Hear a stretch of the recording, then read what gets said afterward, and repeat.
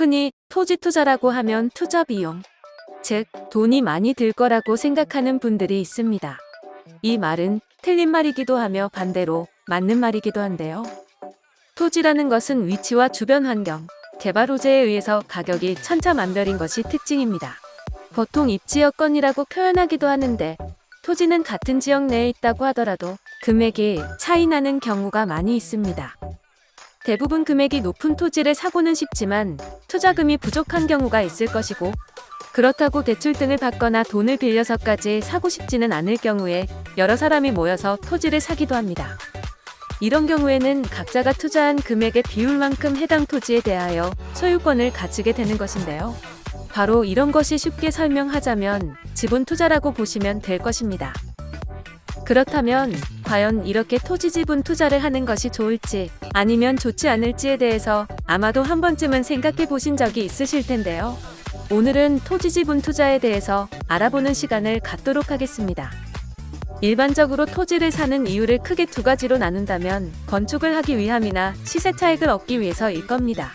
서울 지역에서 토지를 산다면 크기를 따져보기 이전에 금액적인 부분에서 커질 수 있는 단점 아닌 단점이 있기에, 토지에 관심이 있는 분들이라면 서울 지역 이외의 수도권이나 시 외곽 지역을 알아보시는 분들이 있는데, 외곽 지역으로 나가게 되면 토지의 크기 자체가 서울에 비해서 많이 커지게 됩니다.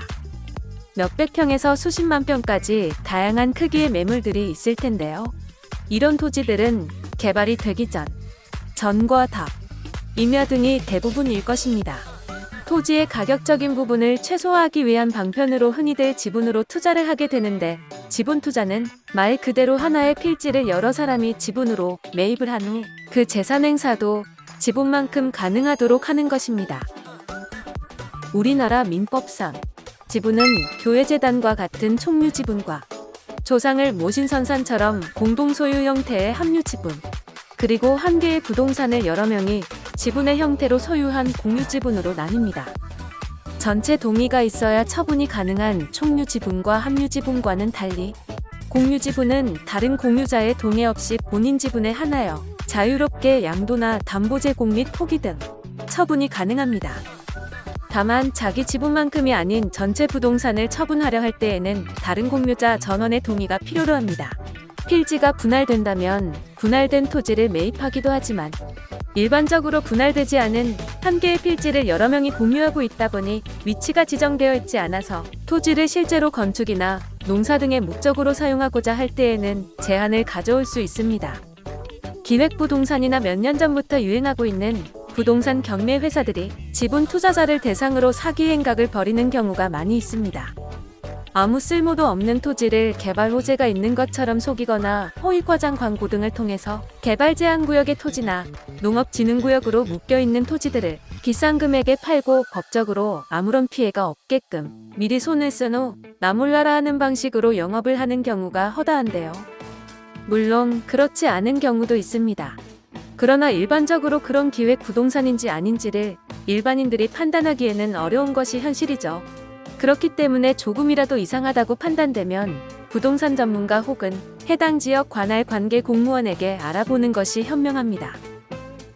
본인이 건축을 목적으로 매입하는 경우에는 해당 건축물을 지을 수 있는 면적만큼 토지를 매입해야 할 텐데, 이 경우에도 해당 전체 토지를 매매 계약이 이루어질 때 각 소유자별 위치를 함께 지정하고 공유지분 형태로 거래하는 것도 가능할 수 있습니다.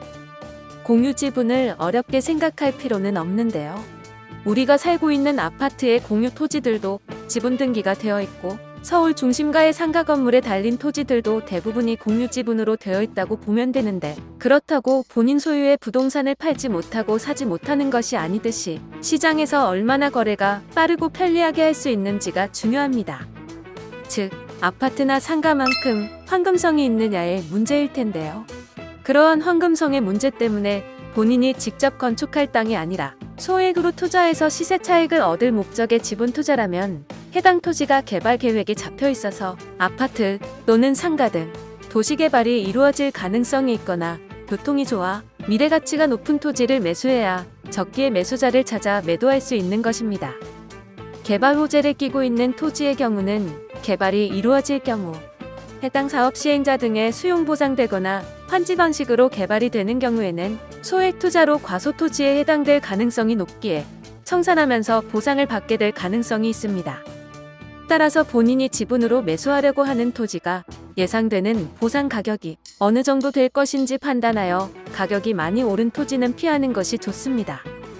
일부 부동산에서는 소액 투자자도 개발이 이루어질 때 상업용지나 택지로 개발한 환지 토지를 지분으로 받는 것이 가능하도록 400평 내외로 토지를 분할한 후 지분 매입하도록 하고, 개발 시 속칭 알박기 등을 피하고 의사결정을 신속하게 진행하기 위해 우호 과반수 지분권자를 지정하고 위임하는 방식으로 운영하기도 합니다. 개발 진행을 높이고 원형 토지를 개발하여 일정 부분 30에서 40% 감안되는 것을 감안하여 3, 400평 내외의 일정 규모로 분할하여 지분 투자를 하도록 하는 방식이 있습니다. 오늘은 토지 지분 투자를 하는 경우에 대하여 알아보았는데요. 많은 분들이 어려워하는 부동산 관련 토지 투자는 제대로 알고 투자한다면 재산 형성에 있어서 큰 도움이 될 수 있을 것입니다. 강조드리는 것이 토지에 투자를 할 경우에는 반드시 직접 현장을 방문하여 확인을 해봐야 합니다. 직접 확인하지 않고 단순한 설명만을 듣고 판단하지 않아야 하는데, 실제 여러 피해 사례들을 보면 직접 방문 없이 토지를 구매하여 발생되는 사례가 상당히 많다는 것입니다. 또한 이 세상에는 시청에 도움이 되셨다면 구독과 좋아요 부탁드릴게요. 시청해주셔서 감사합니다.